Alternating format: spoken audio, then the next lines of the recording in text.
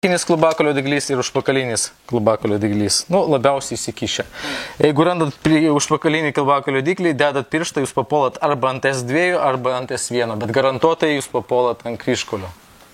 Negali būti slanksteliai. Čia bus jau kryžkuliai arba S1 arba S2.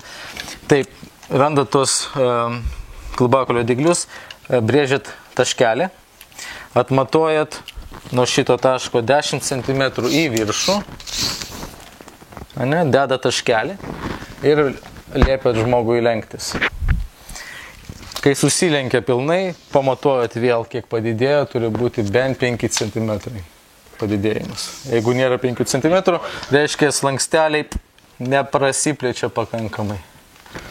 Pasižiūrėsim.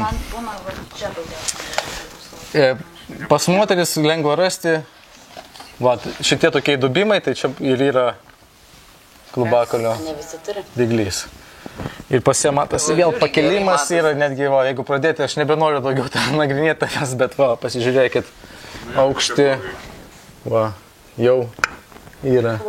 Tai kažkur aš galiu biškį ieškoti, turbūt skolijos. Pas mane yra 3 šiaip, sakė. Gerai, jeigu aš nuo šitų dedu, aš papuolu arba S1, S2, tai jau dedu taškelį, liniją.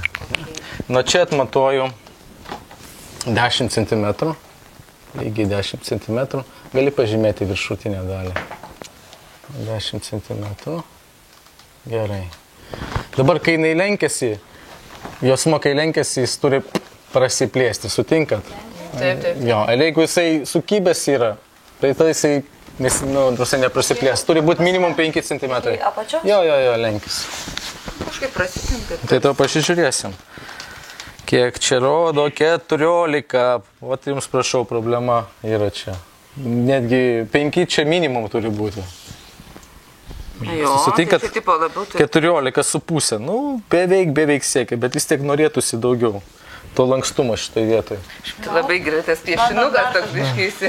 Dar bandom. Nu gerai, galim ant manęs pabandyti.